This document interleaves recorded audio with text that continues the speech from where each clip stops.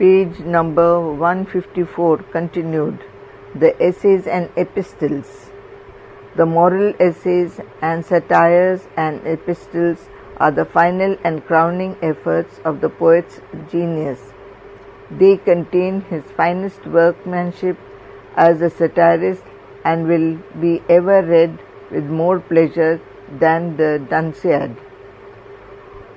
Pope boldly satires corruption in high places.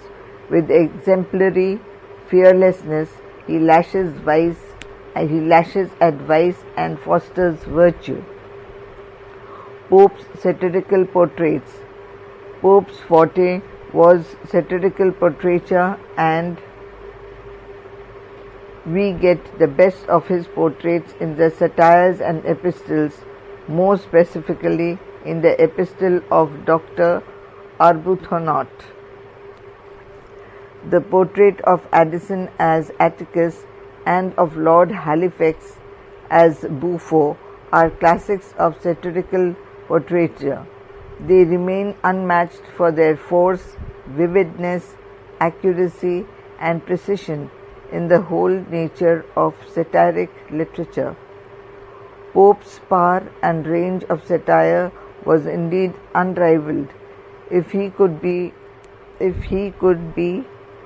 coarse, waspish, malignant, he could also be warm, tender, and affectionate. I am repeating this line again. Pope's power and range of satire was indeed unrivaled. If he could be coarse, C-O-A-R-S-E, coarse, waspish, malignant, he could also be warm, tender, and affectionate. This aspect of his character is fully brought out by his masterpiece, the Epistle to Dr. Arbuthnot. He used only one instrument, but he used it effectively and carried it to perfection. For energy, Dryden, and for polish, Pope are the culminating points of classical satire in verse in the English language, says High Walker. Some other satirists.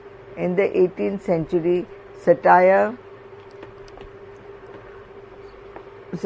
was everywhere. Religious and political strife, rural and urban tensions, the tensions caused by the conflict between the rising merchant class and the older aristocracy all predisposed the age of satire.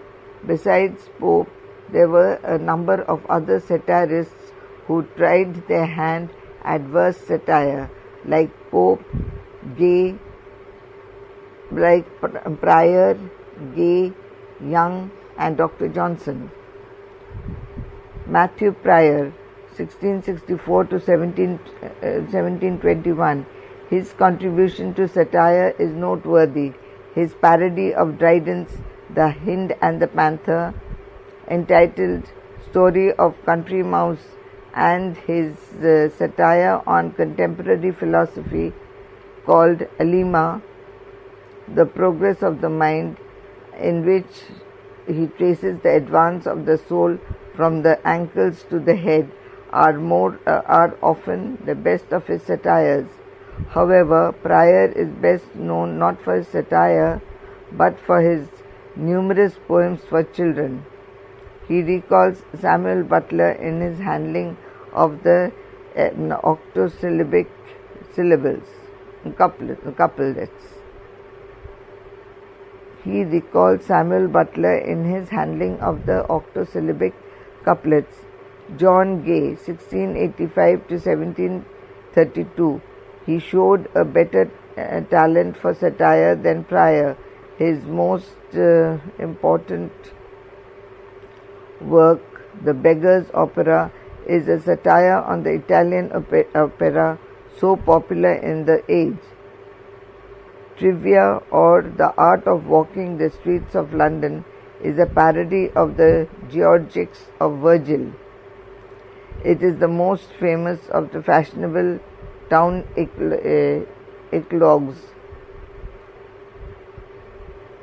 written also by such other poets as Swift, Lady Mary Wortley, Montague, and Montague, Montague, Montague, and some others. Gay's satire is mostly impersonal and good-natured and gay.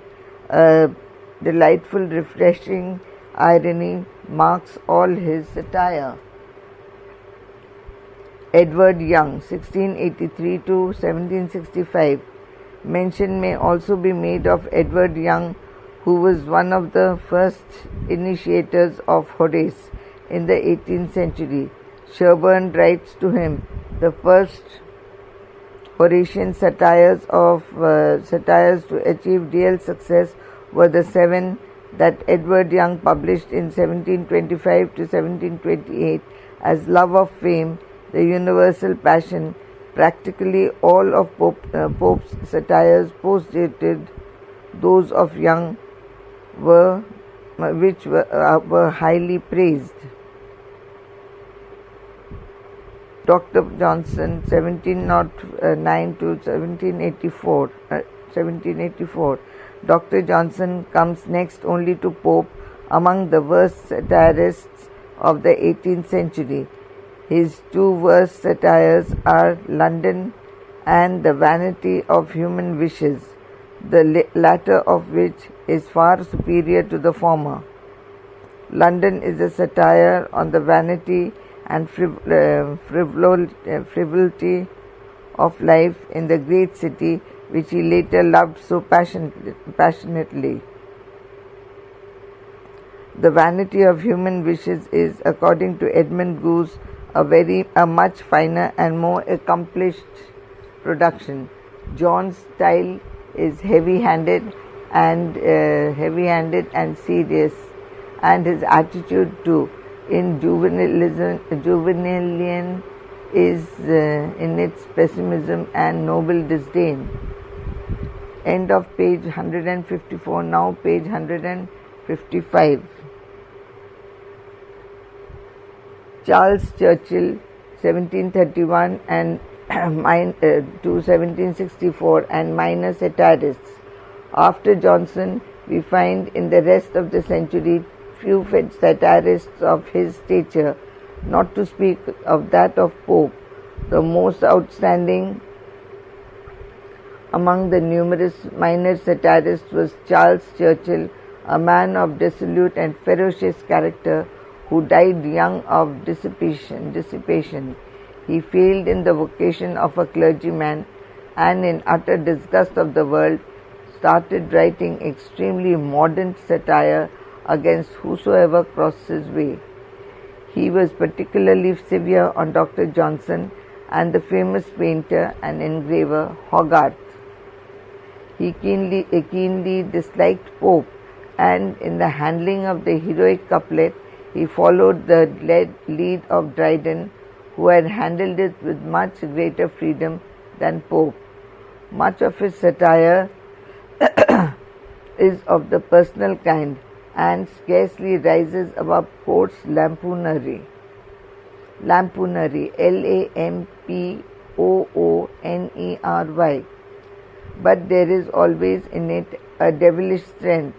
Churchill was his portrait of Pomposo. Dr. Johnson in The Ghost, is quite remarkable. The lines was a general satire. Was a gentle satire on the vices of the Londoners. The Duellist was a virulent attack on Warburton and Lord Sandwich, as they were against Churchill's hero John Wilkes, who had incurred the wrath of George III. The Rosciad, 1761, was a very vigorous satire on some famous actors of the day.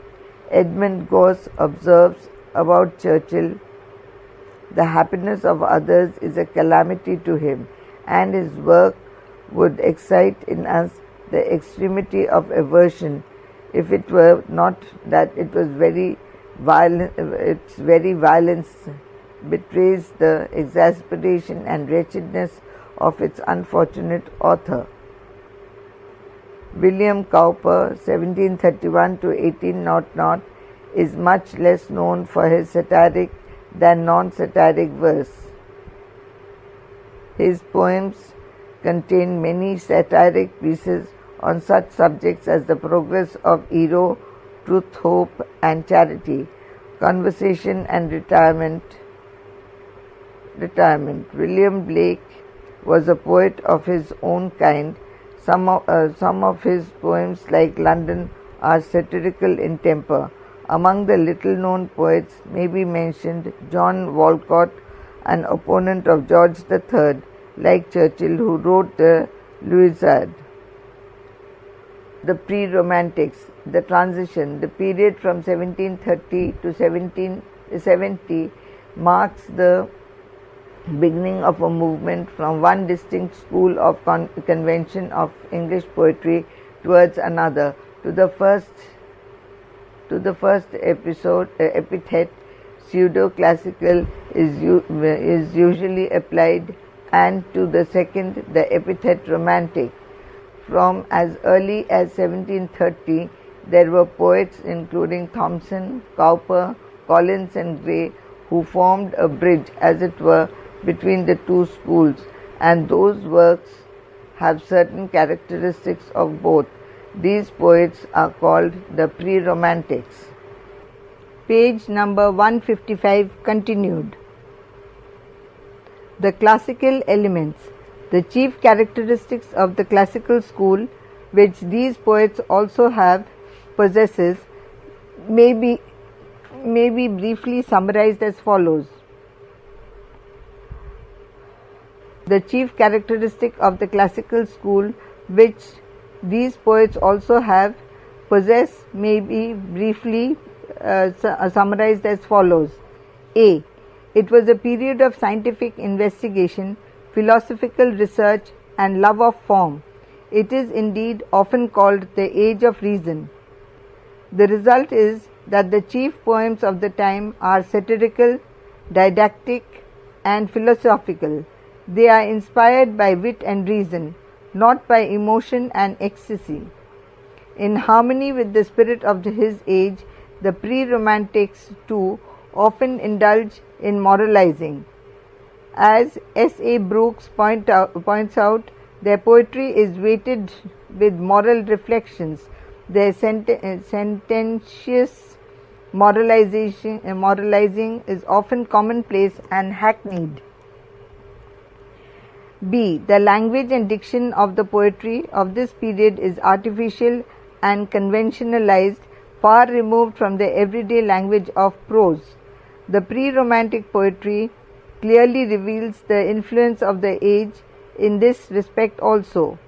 The constant use of personified abstractions, rhetorical exclamations, conventionalized and artificial phraseology, periphrases, Latin inversions, antitheses, balance, etc., all show these poets to be men of their age. C. The classical poetry forsook the country for the town and nature for man. The poets had no eye and no feeling for nature. As S. A. Brooke puts it, the artificial age in which they lived stretched its dead hand over their feeling for nature and suppressed it. End of page 155, now page 156. Romantic traits. But as early as 1730, there was a tendency among the poets to draw away from philosophy and satire to natural and romantic themes.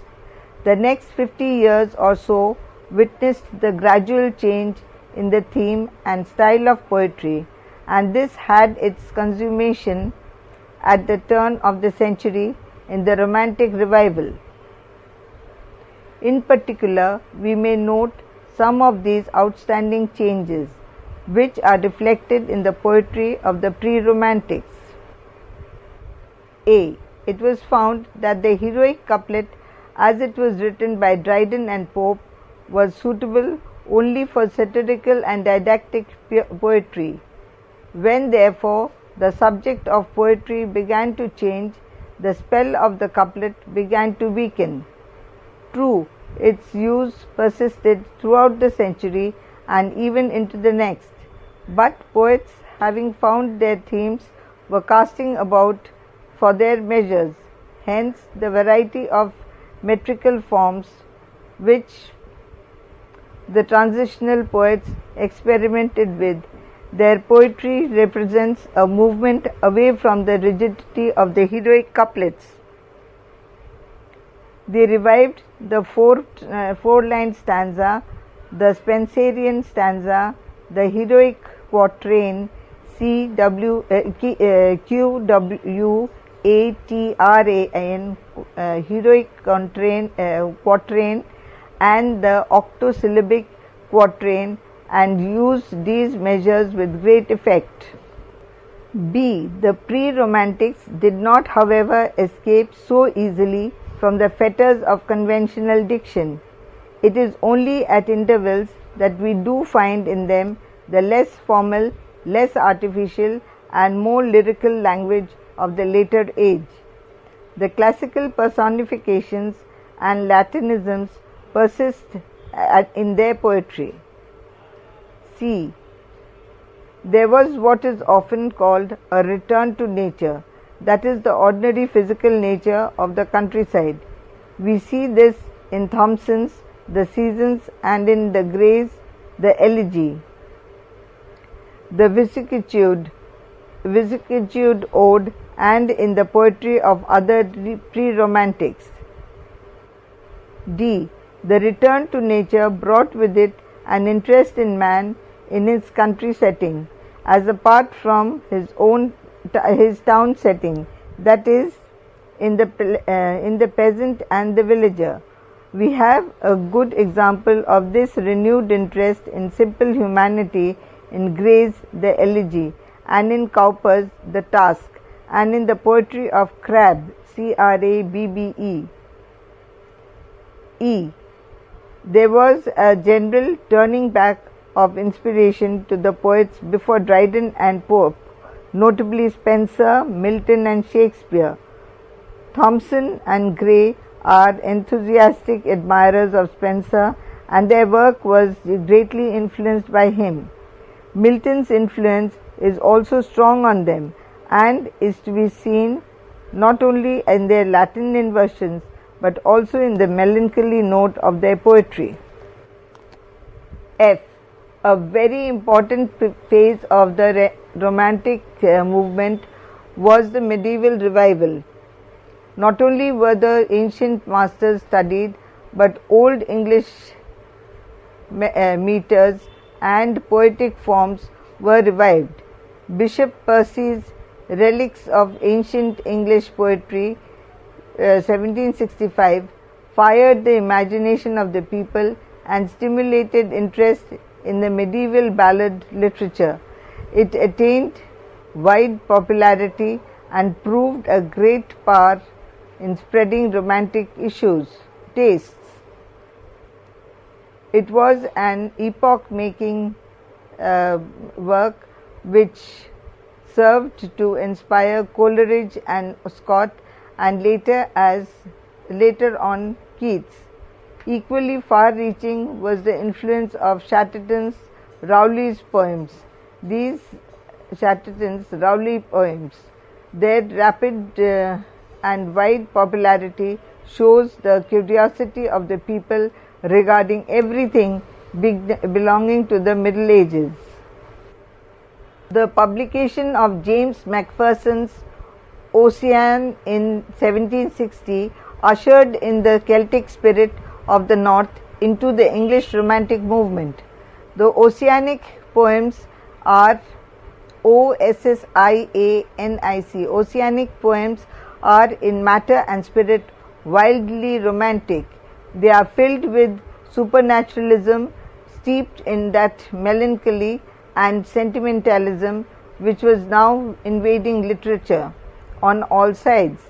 They exhibit a striking development in the treatment of nature, and also make a potent appeal to the imagination of men who were tired of artificiality and conventionalism and longed for the freshness and simplicity of nature.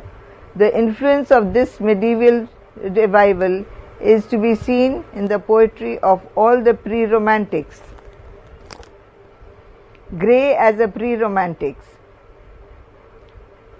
Gray is the central figure in that drift away from the dominant school at classicism towards the rising school of romanticism, which began with the publication of Thomson's The Season in 1730 and which reached its culmination with the publication of the Lyrical Ballads in 1798. In the early poetry of Gray, there is nothing romantic. In these early years of his career, he was a complete classicist.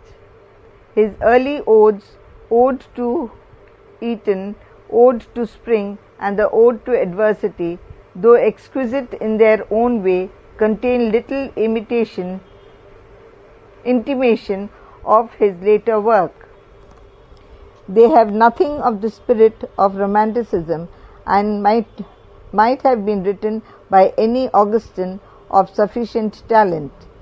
The early lyrics lack that spontaneity and freshness of outlook which is so intimately associated with the Romantics. The famous elegy marks a transition from the early period of classicism to the later period of romanticism.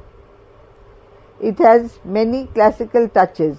The elegy, as perhaps Phelps puts it, is not a romantic poem.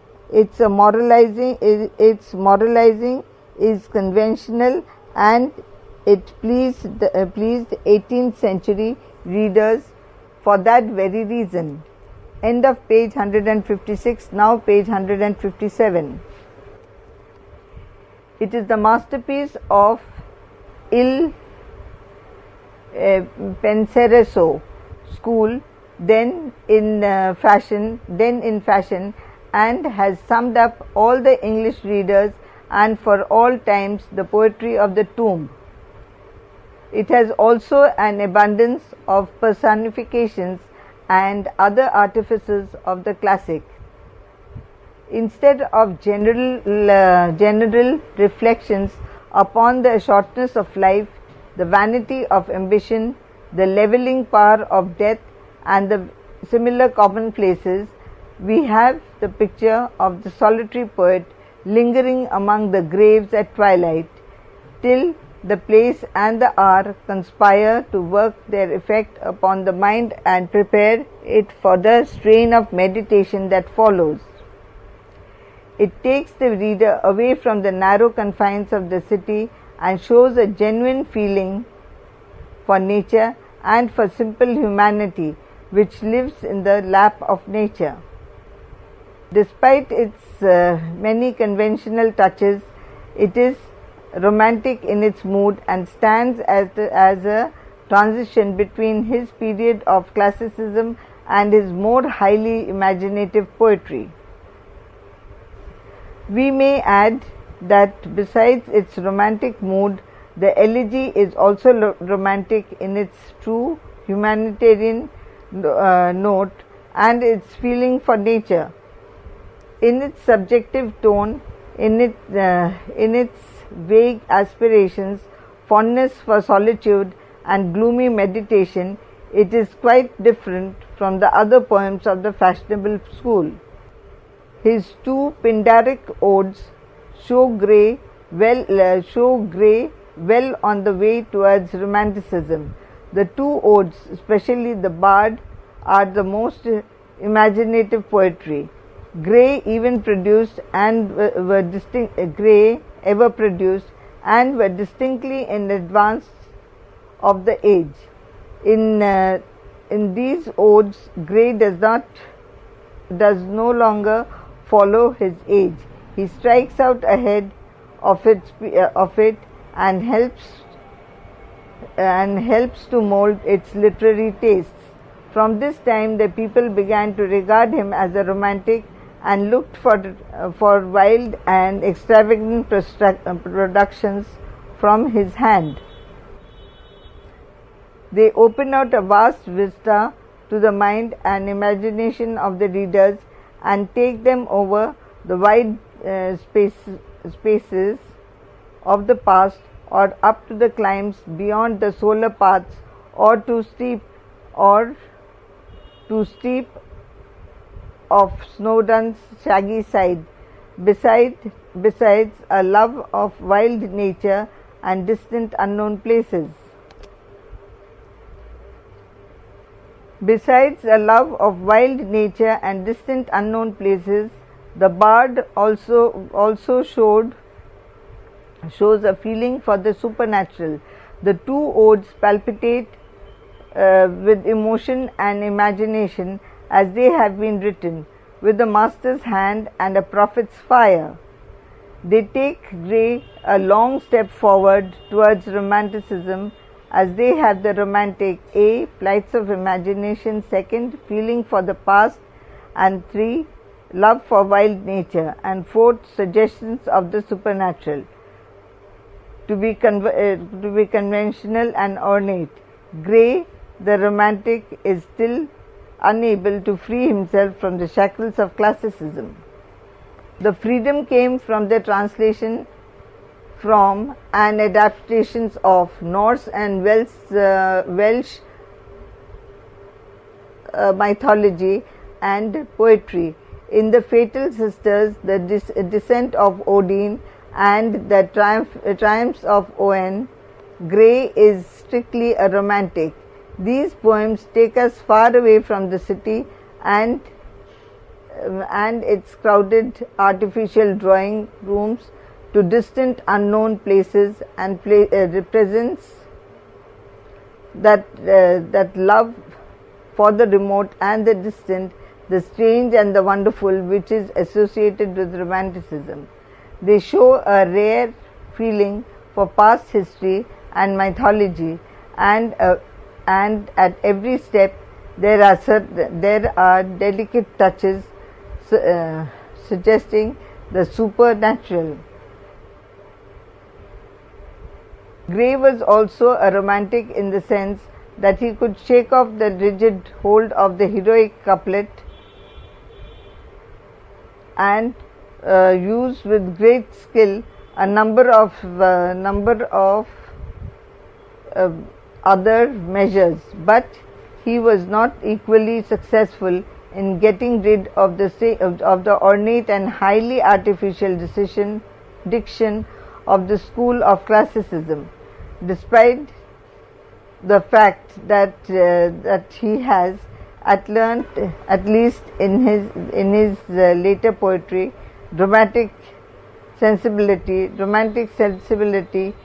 imagination, love, emotion, love of nature, and the free, simple humanity, feeling for the supernatural, a love for the past. We cannot rank him with the great romantics, for classical conventions check and repress the free expression of his romantic impulse. Gray, the romantic fellow, fell on an age of classicism. He could not harmonize these two contrary tendencies as was done by Keats at a later date. But there is but there is no denying the fact that he was a proper precursor of romanticism, one who gave the remote impulse a practical poetic form. From the first time, he expressed its chief features in his poetry. Gray and Collins, the two greatest precursors of the Romantic revival in England, have always been grouped together in literary history. There are no doubt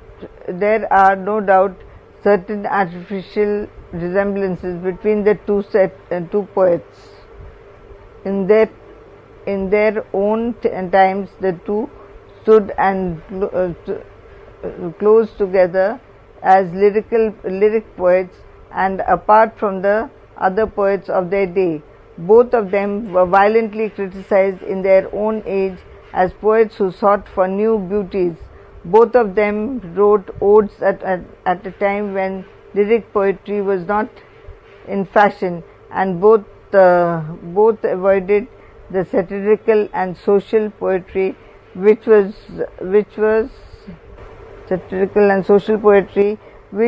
reigning taste of the day. However, the differences between the two are more striking and better naked.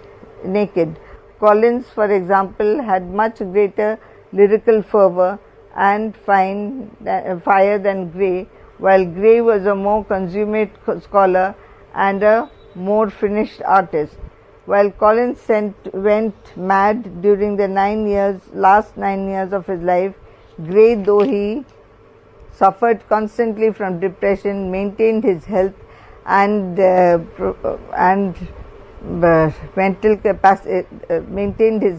mental capacity up to the end. End of page 157. Now page 158.